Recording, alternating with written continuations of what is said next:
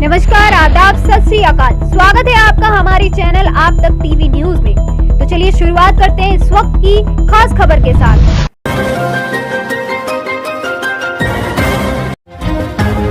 मुरादाबाद के अगवानपुर रिजवान मिल्की के बेटे के जन्मदिन पर पहुंचे ओवैसी की टीम रिजवान को दी बधाइयां। आपको बता दें, मुरादाबाद अगवानपुर में ओवैसी की पूरी टीम पहुंची अगवानपुर। रिजवान को चेयरमैन का दावेदार बताया। ओवैसी जी की टीम ने बीजेपी पर साधा निशाना, वहीं कहा समाजवादी को यादव वोट तो मिला ही नहीं, सिर्फ मुस्लिम वोट मिला। आज मुसलमानों पर हो रहे जुल्मों तो अखिलेश कहाँ हैं? प्रदेश सदर ने कहा, एक समाजवादी के विधायक लोगों को छुड़ाने के लिए गए थे, लेकिन खुद भीगी बिल्ली बन गए। वहीं इत्तेशाम मंसूरी ने कहा, अब तो एक हो जाइए और बैरिस्टर असदुद्दीन ओवैसी के हाथों को मजबूत कीजिए, तो आप खुद ब खुद मजबूत हो जाएंगे। वहीं चेयरमैन दावेदार रिजवान मिल्की ने कहा, हमारे बेटे के जन्मदिन पर कितने लोग आए हैं, सबका धन्यवाद करता हूं, और अगर आप मुझे कामयाब करते हैं तो आपकी हर समस्या मेरी खुद की समस्या हो। कुचलने का काम कर रहे हो, इसलिए मेरे भाई मैं कह रहा हूँ, आप जो है ललकारने की पोजीशन में नहीं हो। मैं आपसे गुजारिश कर रहा हूँ, मेरी बहन, मेरी माँ, घर के अंदर जो सुन रही मैं तुमसे कह रहा हूँ, एक बार इत्तेहाद के साथ में मस्जिद कहात मुस्लिम और पतंग के सामने वाले निशान को दबा कर बात करिए। इंशाअल्लाह ताला यहाँ की नाली और गली की बात नहीं करेंगे, यहाँ के खम्भों की लाइटों की बात नहीं करेंगे। बात करेंगे हम वहीं से जहाँ से भीमराव ने शुरू की थी, बात करेंगे हम वहीं से जहाँ से महात्मा गांधी ने की थी। बात वही करना है था कि स्कूल खुलवाने का काम तुमसे करवाया जाएगा।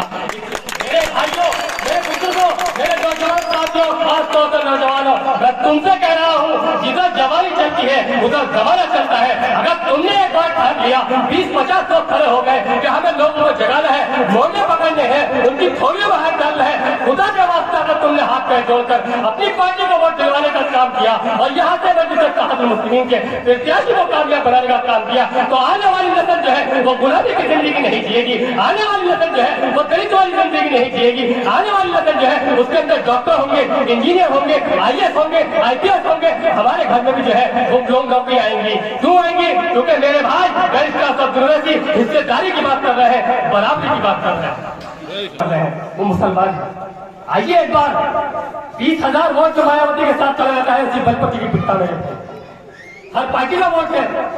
वोट नहीं है तो समझ किसका नहीं है? तुम्हारा वोट नहीं है, क्योंकि तुम अपने वोट को इस तरीके से बांटते हो जैसे एक बेवा का शोहर मर जाए और उसके तो आपने अपने पार्टी के लोगों को, अपने पार्टी के लोगों को वोट देना शुरू किया, तो खुदा की कसम वो वक्त दूर नहीं, एक जौनपुर के अंदर से जो है एक चिराग जलेगा और उसकी रोशनी जो है वो पूरे आलम के अंदर बचेगी। क्योंकि इंसाफ तुम कर सकते हो। ज्यादा टाइम न लेते हुए मैं आपसे एक बात कहना चाहता हूँ और बिल्कुल खुल के कहना चाहता हूँ कि आप मस्जिद कहात मुस्लिम और बैरिस्टर के साथ हैं। हाथ उठा के बताइए मेरे भाई, हाथ उठाइए पीछे वाले भी, तो लगाइए मेरे साथ दोनों मुट्ठी मिल के हाथ उठाइए, बोलो दोनों हाथ उठाइए और कहिए नारे तकबीर, नारे तकबीर, नारे सलाम। अरे ये मस्जिद कहात मुस्लिम, अरे ये मस्जिद कहात मुस्लिम, अरे इसका असर दुआ से, अरे इसका असर दुआ से। मेरा हाजी शौकत साहब, हाजी शौकत साहब, अजीज और पूरी जिंदगी दीन इस्लाम के लिए कुर्बान करने वाले हजरत सलाउद्दीन अय्यूबी रहमतुल्लाह अलैह, जिन्होंने आज ही के दिन सन 1187 AD 2 अक्टूबर में किबला अव्वल हमारे और आपके बैतुल मुकद्दस को फतेह किया था। और ये यकीनन आलम इस्लाम की एक ऐसी फतेह थी जिसे ताक़यामत याद किया जाए। दूसरी जो हमारी शख्सियत है वो मेरे और आपके और इस मुल्क के बाबाए कौम बैरिस्टर मोहनदास करमचंद गांधी। 2 अक्टूबर को अगर राष्ट्रपिता महात्मा गांधी का जिक्र न हो तो 2 अक्टूबर के साथ 2 अक्टूबर 1869 को पोरबंदर में गांधी जी का जन्म हुआ। वो यहाँ 19 साल की उम्र में इंग्लैंड चले गए, लंदन कॉलेज से उन्होंने बैरिस्टर की डिग्री ली, उसके बाद अफ्रीका चले गए। अफ्रीका में जो वहाँ मामला बनता गया, हद ये था कि 1947 में ये मुल्क आजाद हुआ। इस मुल्क की आजादी में जो गांधी जी ने दिया वो शायद किसी ने नहीं दिया। एक बच्चे की कल्पना थी, मैं भी बताऊंगा, मुझे एक बात और याद आ गई और बताऊं। तो गांधी जी ने एक सोचा कि भाई मुल्क आजाद कराएंगे तो उसकी क्या वजह होगी, जो यहाँ के वसाइल होंगे उस पर यहाँ के जो शहरी है उनका हक होगा, सबका ईमानदारी के साथ सबके बराबर का, अपने धर्म को मानने का, पालने का, अपने बच्चे पालने का, शादी करने का, जो चाहे जैसा चाहे संविधान के हिसाब से कर ले। लेकिन आज आजादी को 70 साल हो गए और गांधी जी का सपना अधूरा का अधूरा है। आज हम उस जगह हैं कि जहां गांधी जी होते तो एक बच्चे का सपना था, मैं आपको बताऊं, वो एक मैसेज में लिखा हुआ था और आप सुनोगे तो हंसोगे। उसने कहा कि आज गांधी जी होते तो क्या करते। उसने लिखा कि आज गांधी जी होते तो सीए के खिलाफ जो आंदोलन होता वो उसके साथ उस आंदोलन में मुसलमानों के साथ बैठे होते और हुकूमत हिंदुस्तान की मुखालफत में खड़े होते कि आपने ये आंदोलन धर्म की बुनियाद पर रख दिया, ये बड़ा गलत था। तो यहाँ के लोग जो थे, यहाँ के पाकिस्तान चले जाओ, जब वो पाकिस्तान जाते हैं वो देखते हैं कि हमारे हिंदू भाइयों पर बहुत जुल्म ज्यादती हो रही है, तो वहां की सरकार के खिलाफ खड़े होते और आंदोलन कर रहे होते। ये उनका मिजाज था। वो वहां से निकाल दिए जाते, फिर सीए का अमेंडमेंट जो बिल था उसके अंदर का उन्हें फिर भारत में ले लिया जाता और वो बिना एडवोकेट के बाबरी मस्जिद के मुकदमे में मुसलमानों की तरफ से खड़े होते और उसके खिलाफ जब वो फैसला आता करते, फिर एक और बैरिस्टर आया जिसका नाम था डॉक्टर भीमराव अम्बेडकर। बड़े भाई जनाब शमीम अहमदपुर साहब, साथ में तशरीफ फरमा जिला सदर मुरादाबाद जनाब मोहित फरगनी साहब, विधानसभा अध्यक्ष कमरुद्दीन साहब, हाफिज बारी साहब, साजिद सैफी साहब, रईस मलिक साहब, हाफिज उस्मान साहब, हाजी फहीम साहब, अयाज साहब, जो आपके जैसा खाते हैं, आपके जैसा पहनते हैं, वो तमाम फितने, उन तमाम नाम निहाद सेक्युलर पार्टी के वो जहनी गुलाम, वो तीतर जिन लोगों ने इन 75 सालों के अंदर आपको गुलामों से बदतर जिंदगी जीने पे मजबूर कर दिया, वो फितने।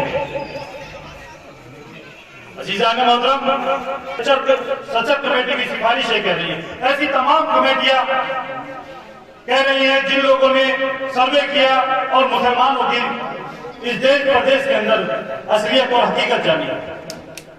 आज मुसलमान दलितों से बदतर जिंदगी जीने पे मजबूर है, उसकी क्या वजह है? हम लोग वोट भी करते हैं, सपोर्ट भी करते हैं और नोट भी देते हैं, लेकिन हम लोग गुलामों से बदतर जिंदगी जी रहे हैं, दलितों से बदतर जिंदगी जी रहे हैं। आज हमारी बस्तियों में अच्छे स्कूल नहीं होते, हमारी बस्तियों में अच्छे अस्पताल नहीं होते, नाली खड़ंजे तो दूर की बात है। हमारे मसलक पर जब आंच आती है तो इन तमाम नाम यहाँ सेक्युलर पार्टी में बैठे हमारे समाज के तीतर, बल्कि कुर्दोगलू कहूं उनको तो वो भी कम नहीं होगा, क्योंकि वही लोग हैं जिन लोगों ने इस कौम को तबाह और बर्बाद कर दिया और गुलामी से बदतर जिंदगी जीने पर मजबूर कर दिया। कुर्दोगलू जानते हैं आप लोग? अर्तुगरुल गाजी देखा है आपने? कुर्दोगलू कौन था? वो कुर्दोगलू जो अपने कबीले में रहकर अपने कबीले के साथ गद्दारी करता था और गैरों की रोटी तलवे चाटकर अपनी कौम को, अपने कबीले को बर्बाद करता था, वो कुर्दोगलू। तो उसमें कुछ लड़कों को गिरफ्तार कर लिया, तो यहाँ के विधायक जी गए जाकर के थाने से, सबने देखा होगा, एक दरोगा जी ने भगा दिए कि विधायक जी हमारे पास बिठाने के लिए और भी जगह है थाने में। तो विधायक जी वहां से ऐसे भाग रहे थे जैसे कोई पागल कुत्ता किसी के पीछे लग जाता है ना, और वो अपनी जान बचा करके भागता है, तो ये विधायक जी उस तरह से भाग रहे थे। मैं आपको भरोसा दिलाता हूं, अगर इनकी जगह या ये मजलिस इत्तेहादुल मुस्लिमीन से जीते कर गए होते तो इंशाअल्लाह ताला इनका दिल भी जिंदा होता, इनका जमीर भी जिंदा। आज की मजलिस के सदर मोहतरम आली जनाब पश्चिम उत्तर प्रदेश के अध्यक्ष डॉक्टर मेहताब चौहान साहब और प्रदेश के मुख्य सचिव शमीम अहमद तुर्क साहब, जिला सदर हमारे एडवोकेट मोहित फरगानी साहब और हमारे हाफिज वारिस साहब और हमारे सभी मेहमान खुसूसी और सभी मेरे सामने बैठे मेरे अजीज मेरे दोस्तों, आपका बहुत बहुत शुक्रिया। आपका शुक्रिया मैं इस कहने से अदा नहीं कर सकता।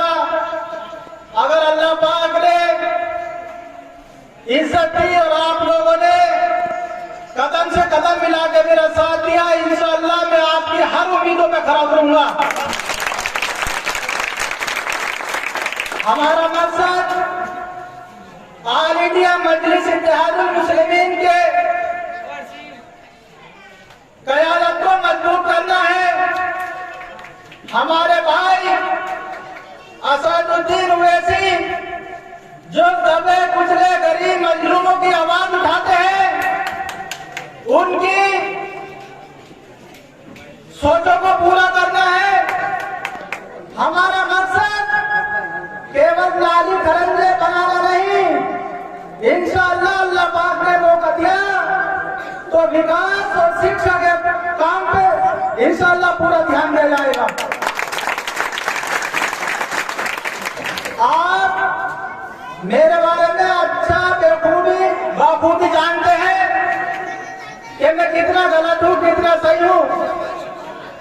अगर आप लोगों ने मेरा साथ दिया तो इंशाअल्लाह कुछ बेहतर करने का इरादा है।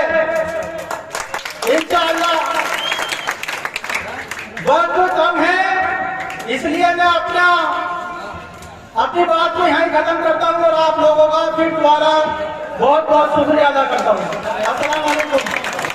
दबाना और कुचलने का काम कर रहे हो, इसलिए मेरे भाई मैं कह रहा हूँ आप जो है ललकारने की पोजीशन में नहीं हो। मैं आपसे गुजारिश कर रहा हूँ, मेरी बहन मेरी माँ घर के अंदर जो सुन रही है मैं तुमसे कह रहा हूँ, एक बार इत्तेहाद के साथ में मस्जिद इत्तेहादुल मुस्लिमीन और पतंग के सामने वाले निशान को दबा कर बात करिए।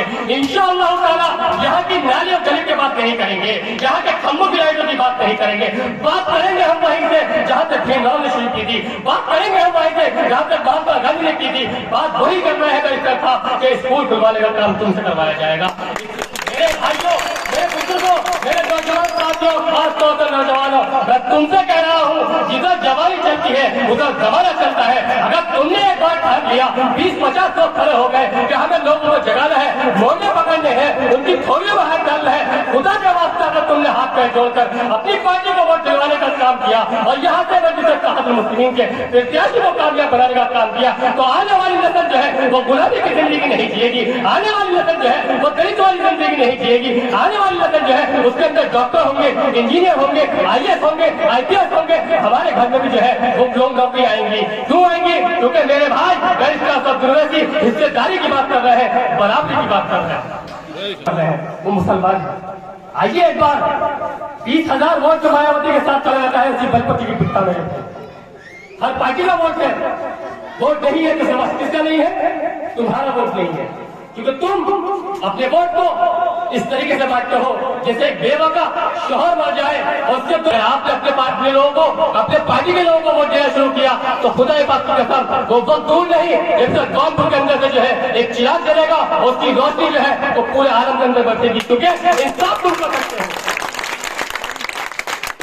ज्यादा टाइम न लेते हुए मैं आपसे एक बात कहना चाहता हूँ और बिल्कुल खुल के कहना चाहता हूँ कि आप मस्जिद इत्तेहादुल मुस्लिमीन और बैरिस्टर साहब के साथ हैं।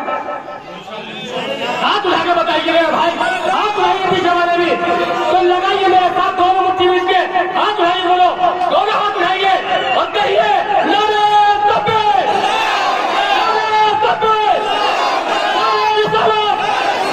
अरे ये मस्जिद इत्तेहादुल मुस्लिमीन, अरे ये मस्जिद इत्तेहादुल मुस्लिमीन, अरे इसके ऊपर दुआ से, अरे इसके ऊपर दुआ से जनाब हाजी शौकत साहब, हाजी शौकत साहब, अस्सलाम वालेकुम। फिलहाल के लिए बस इतना ही। देश और दुनिया की तमाम बड़ी खबरों के लिए बने रहिए हमारे साथ और देखते रहिए आप तक टीवी। अगर आपको हमारी खबरें पसंद आई तो चैनल को सब्सक्राइब कीजिए, वीडियो को लाइक कीजिए। हमारे साथ जुड़ने के लिए नीचे स्क्रीन पर दिए गए नंबरों पर कॉन्टैक्ट कीजिए।